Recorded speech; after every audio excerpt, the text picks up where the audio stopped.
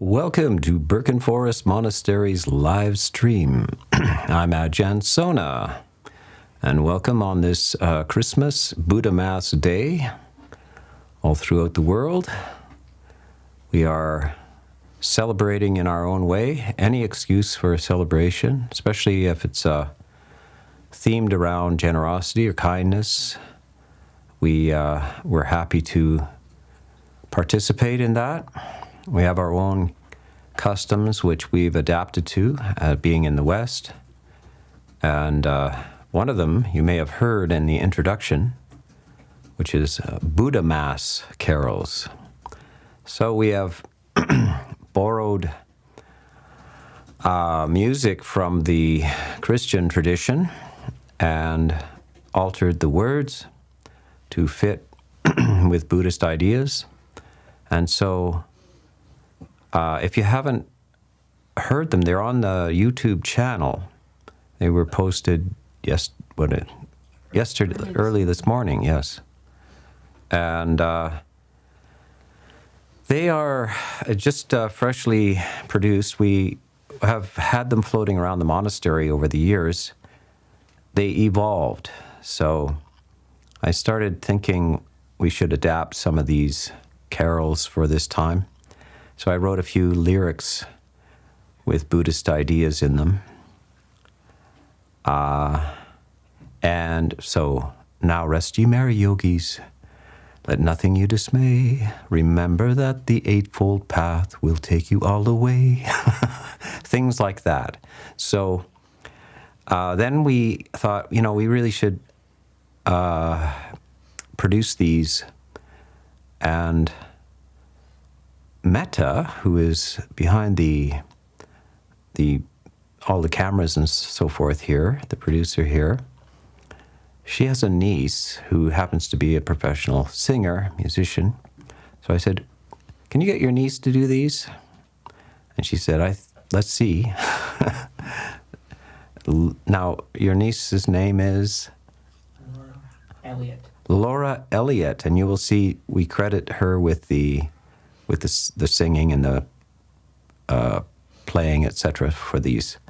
So yes, how many? There's seven, at least seven tunes. Various stewards and people with talent and so forth have altered the lyrics along the way. And this is the product at the time. Nothing is carved in stone, so the lyrics may change again over the time. But yes, it's a little way of bringing or creating a Buddhist culture in the West. So in Asia, of course, there's a vast Buddhist cultural structure developed around Buddhist ideas, as in the West, a vast cultural structure around Christian ideas. All of this huge library of works, of literature, Christian-influenced, and of course, cathedrals, architecture, music itself. The greatest works of Western music are sponsored by Christian churches, etc. So you have a whole culture that people swim in. They quite often forget that as fish do not realize they're swimming in water, people do not realize they're swimming in a Christian culture as well. And in Asia, quite often people don't know that they're swimming in a Buddhist culture. But some of the ideas and languages and structures and even the musical ideas of Asia don't transport so well to the West. So we have to start again here as we develop. Now, the central messages of Buddhism are primarily the development of the mind through meditation and information and knowledge. But there are surrounding supports for that. This doesn't take place in a vacuum. And these have been developed over thousands of years. And so we don't want to just throw away all the packaging. Some of the packaging is very useful.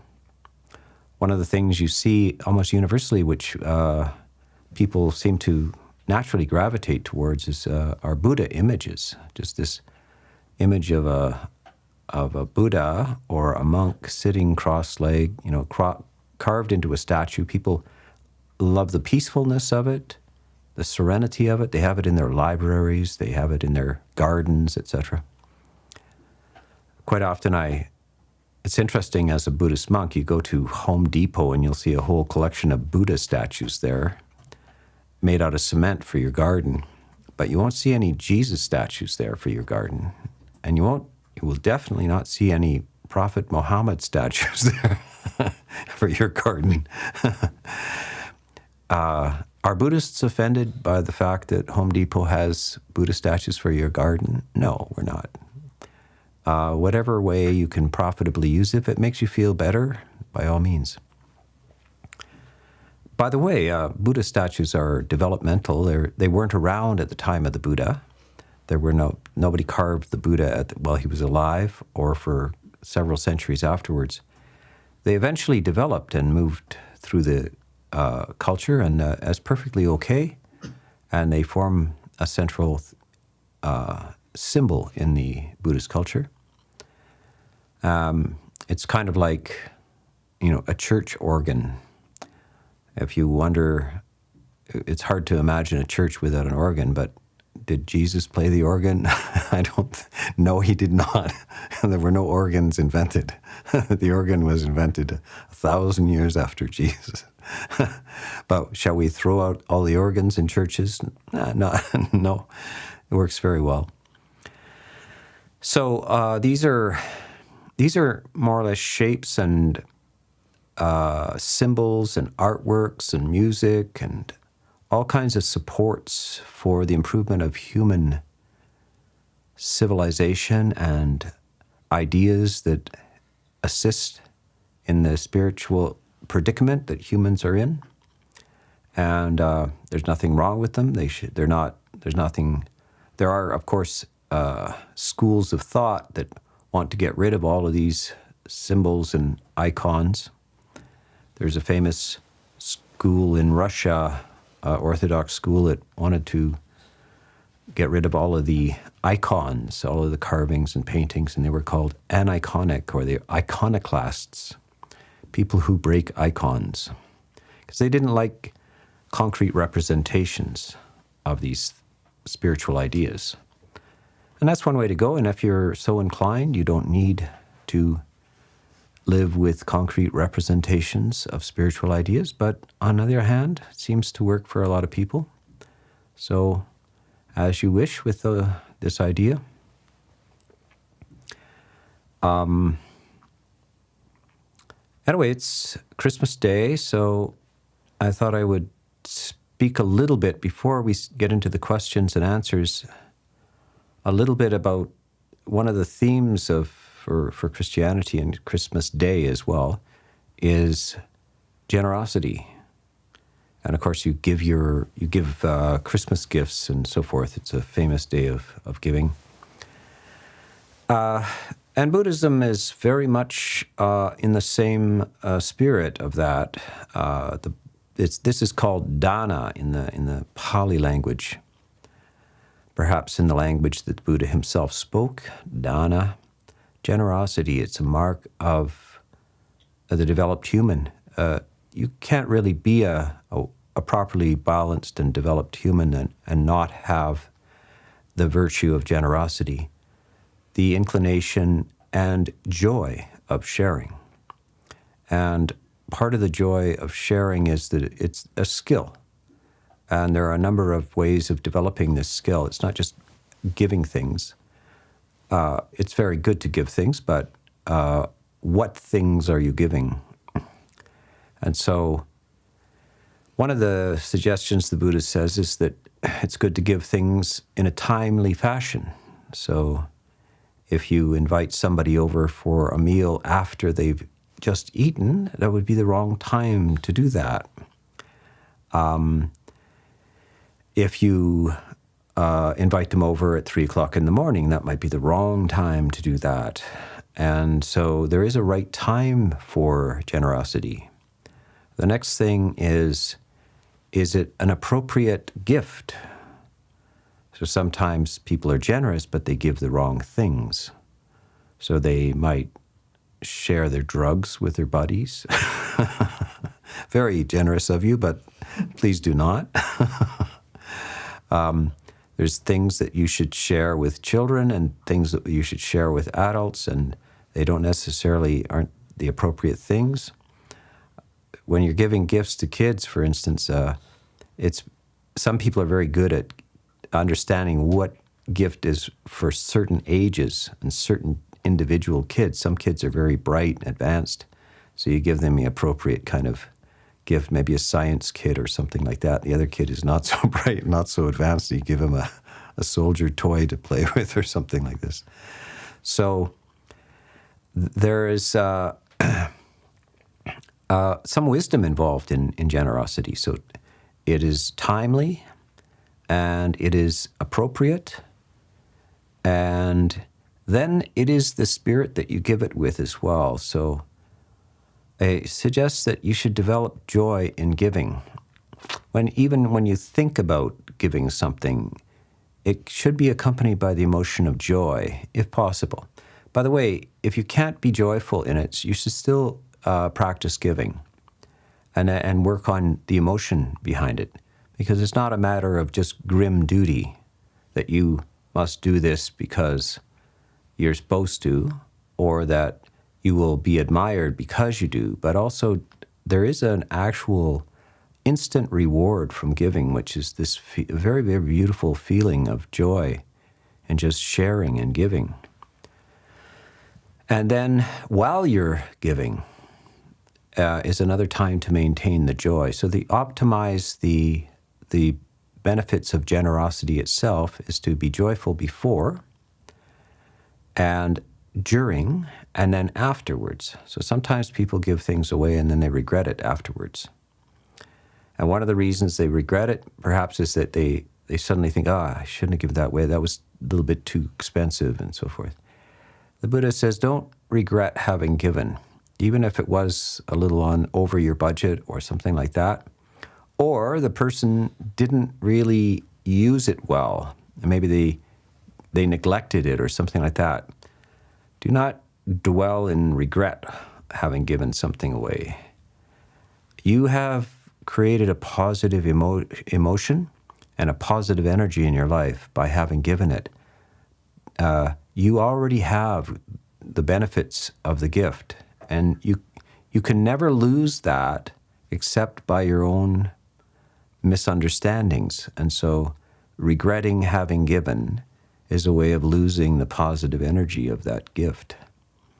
So these are something to keep in mind, and these are kind of spiritual exercises that one should do. And you can practice in small ways. It doesn't have to be ultimate ways. Of course, there's all kinds of neediness in the world. There are people that are hungry and so forth. There's all kinds of societies that are developed for making sure that certain populations who are very poor get enough to eat, at least. One of the things the Buddha said was of all illnesses, of all diseases, there is one which is the worst. And what is that worst? What is the worst disease? Everybody? Hunger is the worst disease. Why? Because we know the cure. It's a terrible, terrible thing that a person, a human, should go hungry. It's not necessary in this world. There's plenty of food. There is no excuse for this. And so that's one of the treatable illnesses. Hunger is the treatable illness. And so we should delight in that. And it really is a joy. Today in the monastery was a bit of a feast day, and we had some very talented stewards with us who put some very careful interest and goodwill, loving kindness and generosity into the production of the food, and we all shared it, and we were appreciative of it. So food is like no one survives without it. So it's the Buddha also says there is one thing all beings share. What is that one thing? The food. And right down to the lowest amoeba Even an amoeba does not live without food. Some form of energy must be taken in. That connects all beings in the universe. When the little green men come in their little green spaceships, guess what? They will have to eat. I hope it's not us. I hope it's not us. But there is nobody at any advanced stage of imaginable state in the universe that does not require some sustenance in some form, some energy intake. It's one of the laws of the universe. So knowing this, we see the importance of this food and the sharing of food. You see the whole world works on this. So this is one thing we can share and appreciate. And it is connected with a recognition that we are what we ourselves feel like when we don't have food. It's a unrelenting pain of hunger. And it's easy to treat and disappear. And that moment is a moment of great relief and appreciation as well. So we celebrate that in the monasteries as well. Now monks, of course, one of the rules for monks, a very interesting rule, is that monks cannot, get groceries for themselves or buy groceries or cook for themselves and or store food. So we're left depending on lay people to offer us food on a daily basis. And the food must be taken in between dawn and noon every day. So you're very dependent, and you can't do this for yourself. So monks can't be independent. They can't raise their own little garden and just have a nice little storehouse and cook for themselves and everything. They're thrown out into the world, and they must, monks are quite capable of doing this if they wanted to, but they're not allowed to by the rules. They're dependent.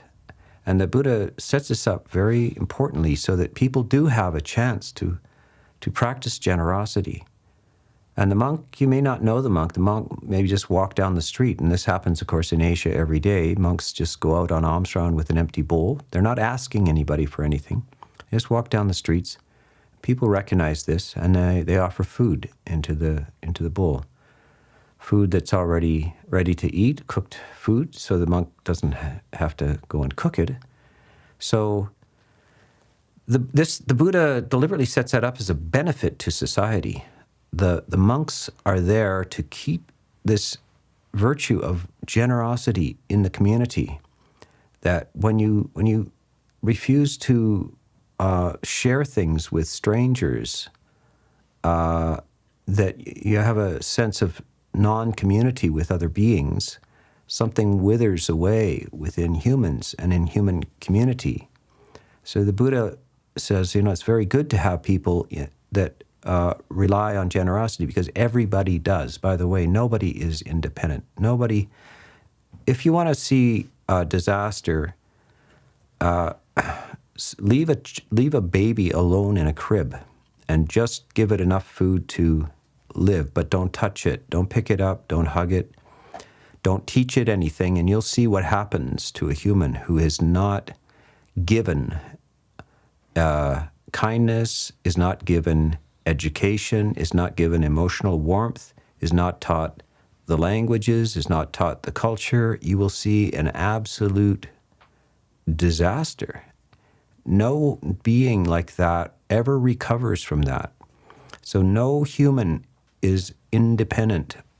You're not independent. You should never think you are. You are the inheritor of vast structures of culture and education and sharing of knowledge and sharing of food and sharing of how things are done, the practical knowledge. How do you make an axe? How do you chop down a tree? How do you build a house?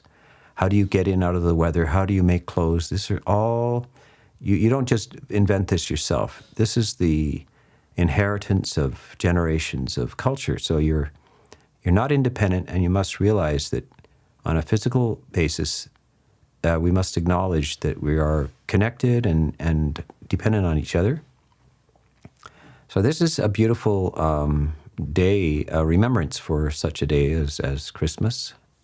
And of course you're not, many of you who are watching are not Christian, you're Buddhist. So what do you make of this? You can participate in any way that's wholesome in any other philosophy or religion if they have good ideas or religious ideas that are practical and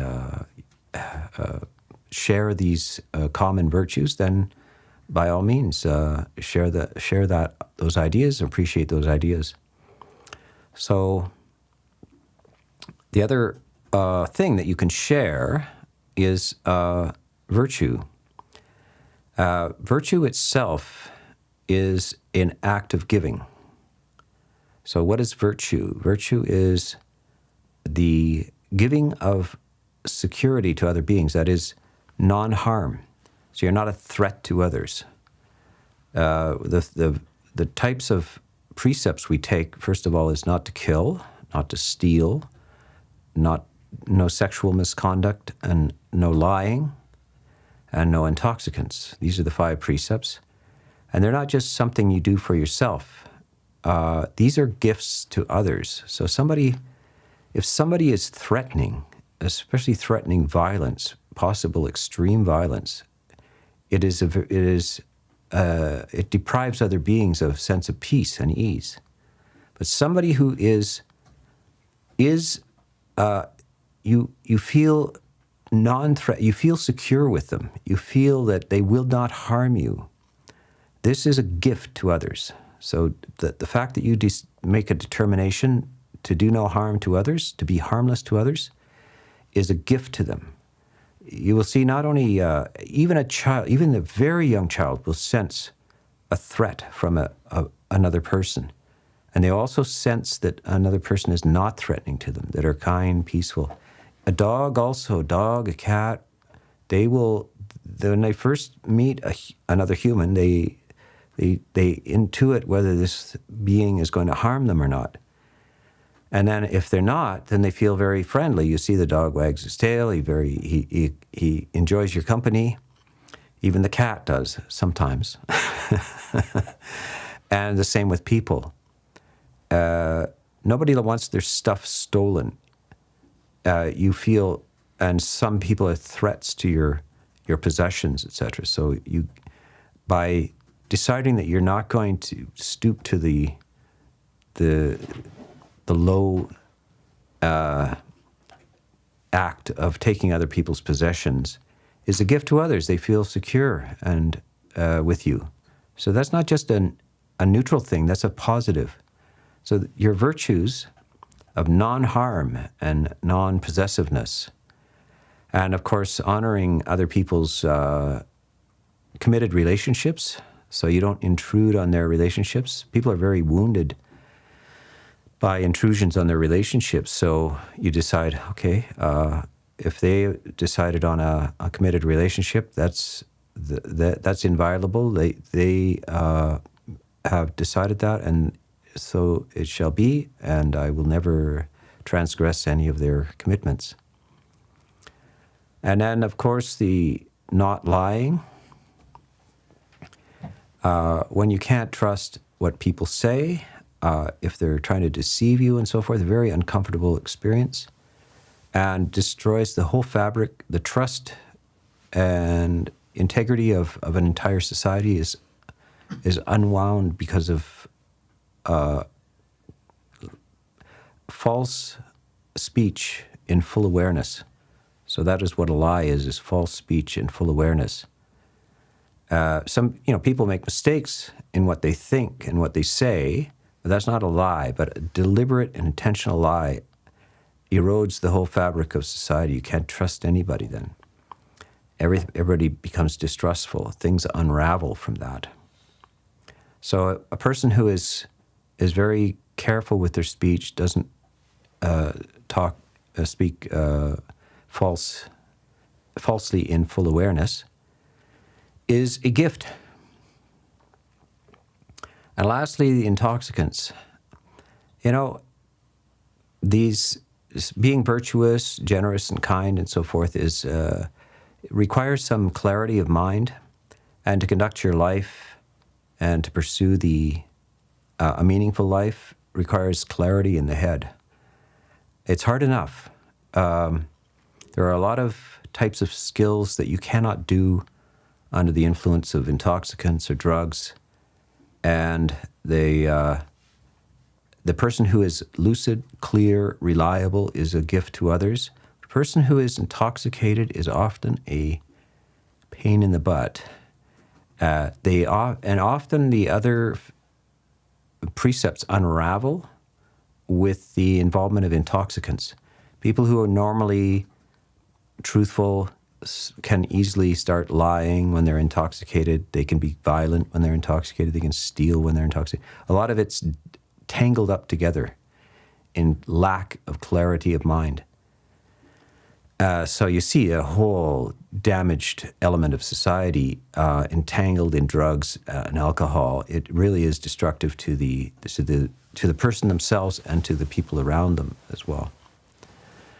So these are, in the spirit of generosity, remember that virtue is not just virtue. It's also a giant gift to all other beings around you. So you can keep this in mind. Well, that's enough of my little Christmas talk, but I would like to answer questions. If you have any, Pia, what is the first? Ajahn, our first question is from the live stream from Wholesome Abiding. Dear Ajahn Sona, would working as a waiter at a restaurant that sells alcoholic beverages and has dealings in meat be considered a form of wrong livelihood? What type of involvement is not permissible and why? Yeah, that's a common question. I don't think it's crossing the line to be a waiter in a place that serves alcohol. However, making alcohol for the purpose of selling it, or drugs or alcohol as your livelihood for selling, is a wrong livelihood. Because the society is complex, there's all kinds of secondary. What if you're a janitor and you're cleaning up a bar at night? Are you involved in the sale of alcohol? No, you're not. It has to be direct. It has to be intentional. It has to be for profit. You're promoting and selling drugs or alcohol. It's not. What if the guy that cleans up the streets around in the alleyways where all the needles are dropped? They're just cleaning up the streets. They're not selling drugs or alcohol. They're just cleaning things up. So this is not to make your life too complicated by this. People have to make livelihoods and so forth. However, some people choose not to work in such places. And some people set up restaurants. Now, by the way, usually restaurants are much more profitable if they sell alcohol. They would love to have a license for selling booze because it's quite a profitable thing. But some who have integrity and don't like the effects of alcohol on people, they also open restaurants, but they don't sell the booze. And sometimes I've seen partners open up a restaurant and one refuses to take the profit from the sale of the alcohol. So they will only take profit from the sale of the food, but they won't take any profits from the sale of the alcohol. So people work out their with their own sense of integrity, but you're not directly responsible if you're not deliberately making the alcohol for sale to others or the drugs for sale for others. The fact that I think marijuana and alcohol is legal, it doesn't mean it's necessarily a moral thing to be trafficking in it. This is the thing. And again, meat sales are not, and the Buddha goes into this at the time, selling meat is not the issue. It is slaughtering. The person who slaughters animals has a direct karmic consequence. So you should not be in the profession of killing animals. The use of animal products and everything is all throughout the society, so you can't be just guilty because you have leather on your shoes or something like this. But it's to avoid the direct intentional, where you personally are involved in the killing. So this is something that you should sort out. Often people have guilt over these things when it's not necessary, but certain types of things are to be avoided: the making of poisons, the selling of weapons, the selling of drugs and alcohol, the slaughtering of animals, and of course humans as well, are to be avoided. It will affect your conscience later. At some point, you will realize you're contributing to, in a very direct way, to the suffering of other conscious beings by doing that. So let's go on to the next question. But I should say and remind the audience that there will be a Zoom after this at 2:45 Pacific time. So whatever you're listening to this, in about 14 minutes, we will stop the live Q&A on YouTube, and we will switch over to this other medium called Zoom. Now, don't ask me the technical details of how you go on Zoom. You're going to have to figure that out yourself. But if you, by all means, there should be some sort of link, Zoom link, and Pia will describe that to you. But I just wanted to interrupt this to talk about that a little bit. And by the way, listen to the Buddhamas carols we put up today, and some other short videos about the monastery today as well, to participate in feeling part of this community as well. And if you can't be here, or you can never visit Birken, you get a sense of what goes on here and who's here and how it works and so forth. Okay, let's go to the next question, Pia. Next question from the live stream is from Mr. HH in Bristol, United Kingdom.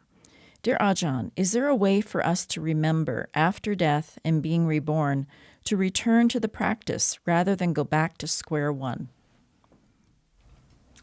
Yeah, and the way to ensure that is it probably won't be any kind of like specific memory, but it's a bit like a person with amnesia.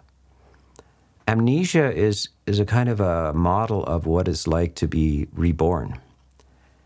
And a person who knows how to play the piano, but eventually has amnesia, will not know that they can play the piano, but they will be drawn to it. They will be interested in the piano. And then, so this happens, I studied cases of amnesia. I got a whole bunch of cases, and sometimes amnesia is spontaneous.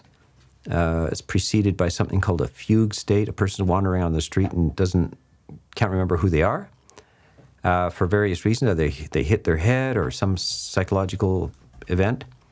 Well, they taken into some sort of facility, and then the staff there finds out who they are, and then they find out what were their interests, what did they do. So sometimes they don't know that they used to play the piano. So they bring them over to the piano and they say, "Can you play the piano?" No. But they know that they can play the piano. So they sit them down, and they relearn the piano in the kind of accelerated version as if they were a child prodigy. So they very quickly regain their skills, but they don't remember ever learning them. And of course, you can have amnesia, but you can still speak whatever language you could speak. So if you were raised in speaking English and you can't remember who you are, you can still speak English. But you have no idea where you learned this. And you may be, if you were a limited speaker of English before, you will be a limited speaker of English afterwards. If you were an advanced speaker of English, you will be an advanced speaker of English later. This is similar to what you do in this life. This is kind of the sense of future lives, is that your skills, your endeavors are not lost at death. They are carried over, and it won't be just a waste. The things that you have cultivated and developed won't just be wasted. And that they will be there, but you may not be explicitly conscious that they're there. So don't you see that there are people drawn, very early in life, they're drawn to be engineering or mathematics or music or art. All of these things start to appear in people. And in a culture like the West, where there isn't a culture of rebirth, it's quite often called a gift. You're a gifted person, a gifted child. As if, and who's giving the gift? It's a gift from God. It comes out of nothing, nowhere, for no reason. But in a Buddhist culture, it's not from God, a gift for no reason, coming out of nothing. It's carried over from previous lives, but your conscious memories are not there. So in terms of the Dhamma, it's good to spend lots of this life contemplating Dhamma, the skills of well-being, happiness, virtue, all of these things, kindness, generosity, and clarity are not lost. And they will come to you as friends in the future. They will come to meet you in the next life as friends. So this is the way to think about this. Next question, Pia. Next question from the live stream is from Vandana. Ajahn, please explain the difference between the knower and knowing. I know there is no knower, but whoever perceives seems to have a solid entity rather than a flow of all 6 consciousness senses. Yeah, that's an illusion. There isn't a knower and a knowing. There is just knowing. This is like when we say, it's raining. Where's the mysterious it that rains? Is there an it in the cloud? There's no it in the cloud. There's just rain. There's just raining. There's no it raining. There's rain.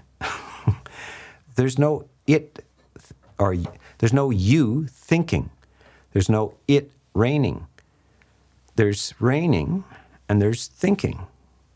And that's it.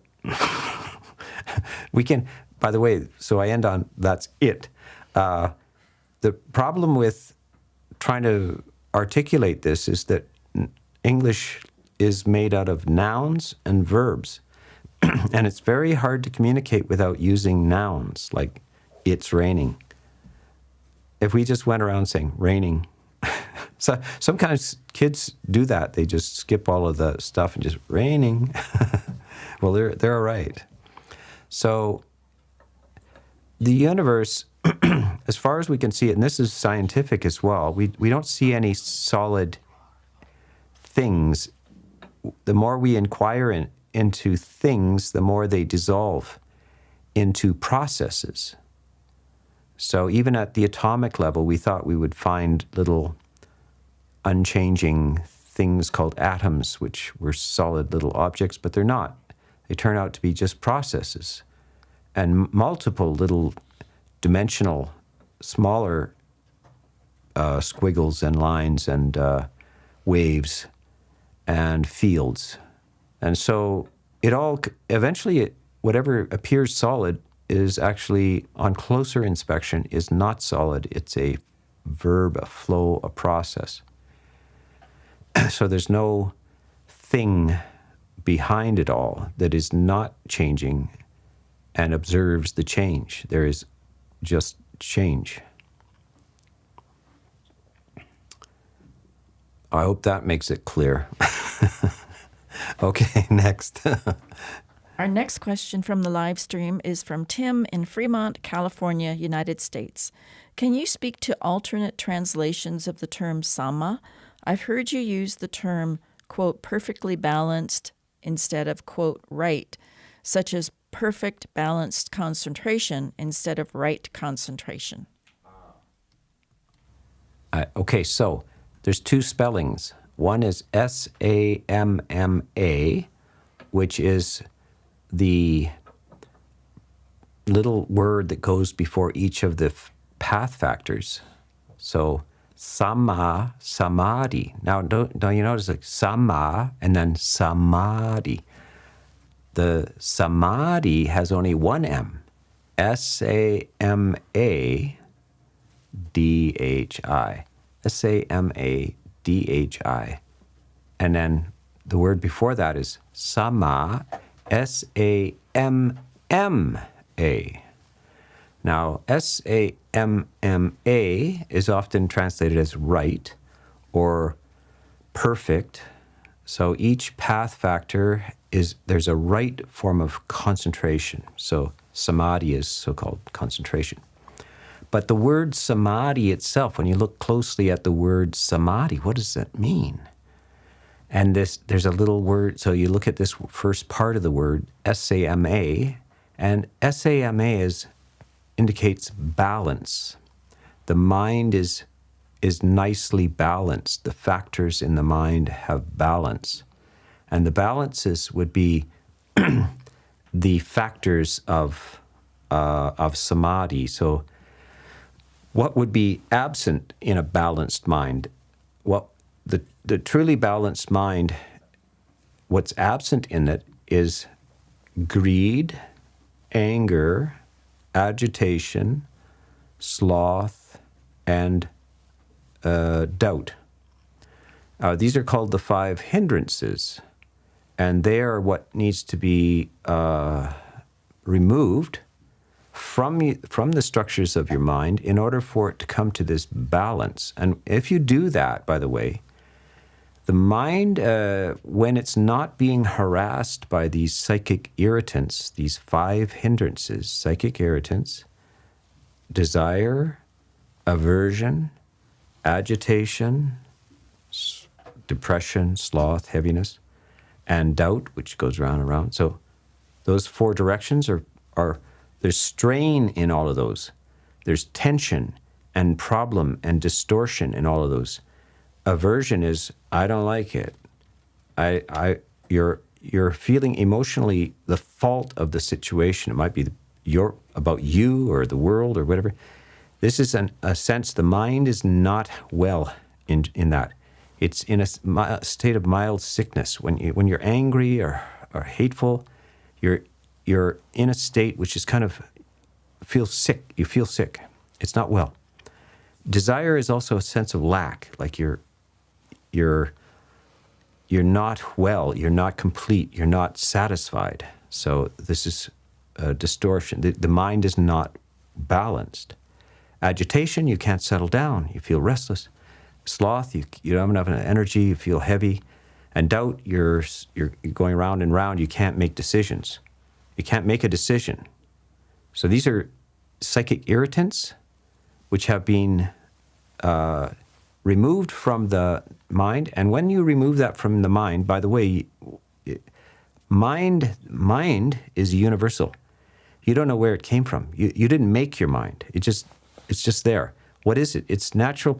These are natural psychological processes that just come out of the universe. The universe just produces mind, and when you don't have an instruction manual. So the Buddha is giving an instruction manual. By the way, this is how you use mind. Mind, when those 5 things are present, you won't be well.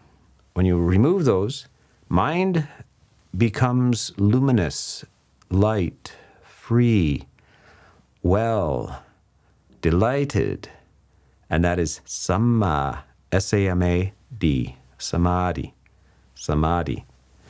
So this is important to remember the distinction here, and also important to remember the time, and the time is 2:45.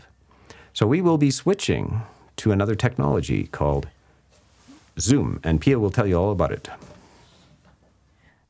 If you would like to join us on the Zoom call, you can find the Zoom link at our website, Birken, BIRKEN.ca. Click on News at the top menu, and it's the top news item, which is called Buddhamas with Birken. We hope to see many of you very soon. Thank you for joining us today, and we'll be back next Sunday for another live stream.